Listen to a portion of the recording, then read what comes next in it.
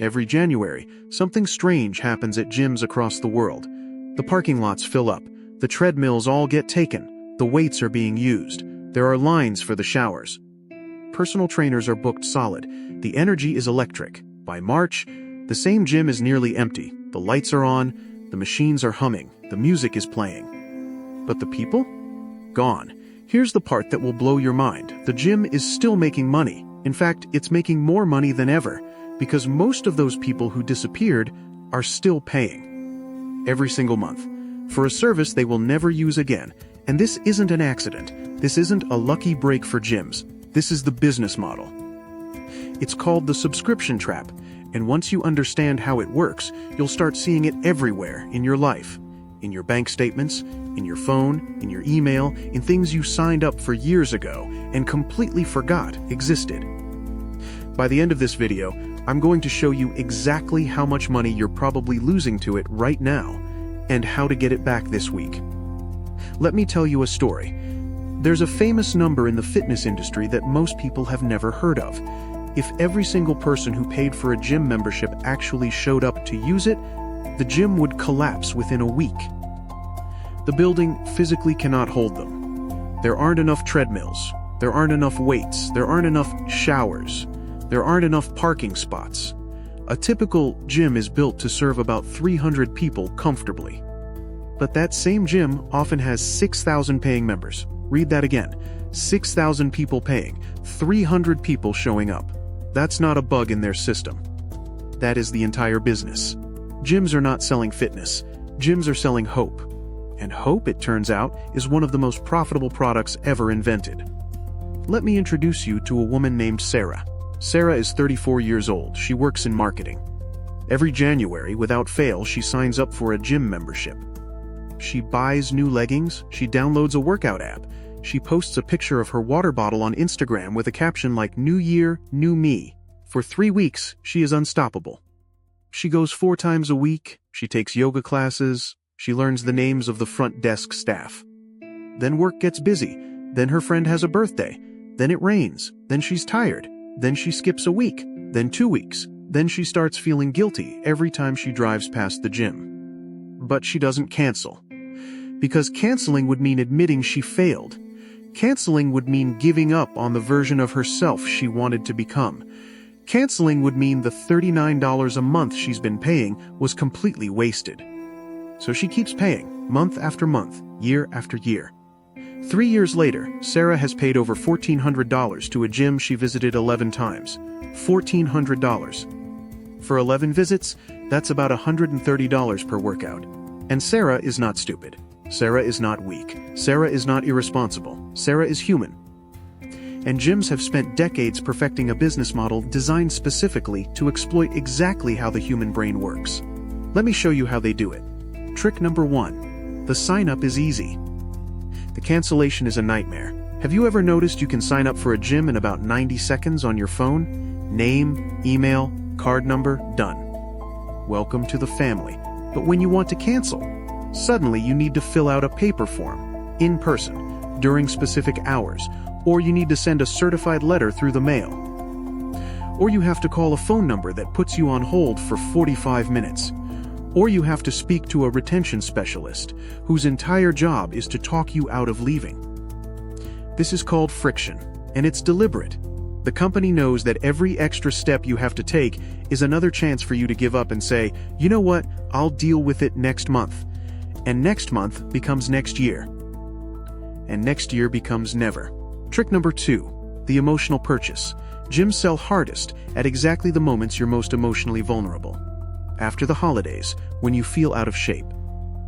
Before summer, when you're worried about how you'll look. After a breakup, when you want to reinvent yourself. After the doctor says something scary at your last checkup. At those moments, you're not buying a service, you're buying a feeling. The feeling of taking control. The feeling that today is different. The feeling that this time will be the one. And that feeling is worth so much to you, you barely look at the price. Trick number 3, the guilt lock. This is the darkest one, and it's the reason people don't cancel even after they've stopped going. Your brain doesn't want to admit defeat. Canceling that membership means officially declaring, I gave up on my health goal. Nobody wants to feel that. So instead, your brain whispers something much more comfortable. I'll start going again next week. Next week never comes. But that comforting lie is enough to keep you paying for another month. And here's the truly wild part. This exact same psychology is now being used against you by dozens of companies you interact with every day. Streaming services you signed up for to watch one show, then forgot about.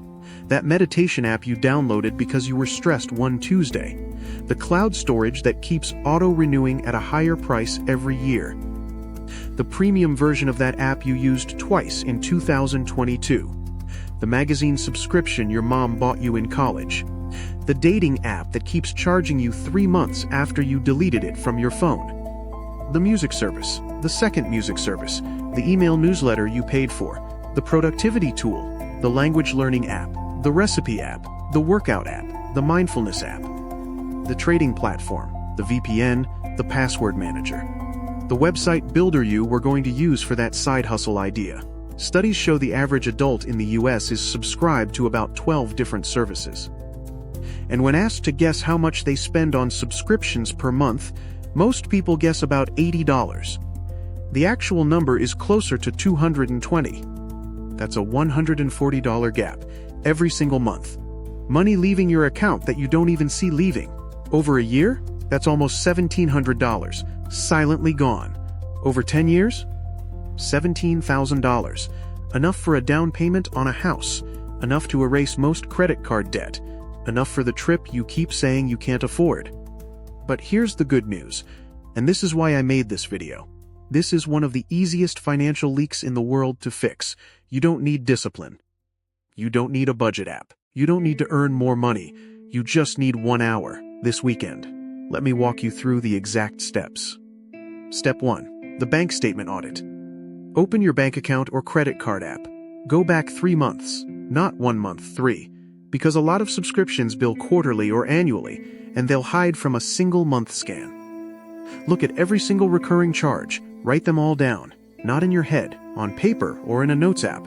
You are going to be shocked. Not by the big ones, by the tiny ones, the $4 apps, the $7 trials that turned into subscriptions, the $9.99 you've been paying for, something you can't even remember signing up for. Step 2, the honesty question. For each subscription, ask yourself one question. Not do I like it? Not might I use it someday? Ask, have I actually used this in the last 30 days? If the answer is no, cancel it. Today, not next week, today. I know it feels scary. I know some part of your brain is screaming, but what if I need it later? You can always resubscribe. Companies make resubscribing even easier than the original sign-up. They are desperate to have you back. That is not a real risk. That is guilt talking. Step 3. The friction fighter. For the subscriptions that make it hard to cancel, the gyms, the streaming bundles, the software companies with hidden cancellation forms, do this. Search on Google for how to cancel name of service. Someone has already figured it out. There are step-by-step guides for every stubborn company out there. If they require a phone call, block out 15 minutes and just get it done. If they try to offer you a discount to stay, ask yourself, if they had offered me this price on day 1, would I have signed up? If the answer is still no, hang up and cancel. You are allowed to say no to a company. That's it. That's the whole permission slip. You don't owe them an explanation. Step 4. The new rule. Going forward, live by one simple rule. Before you sign up for anything with a monthly charge, put a reminder in your phone for 6 days from now that says, do I actually still want this?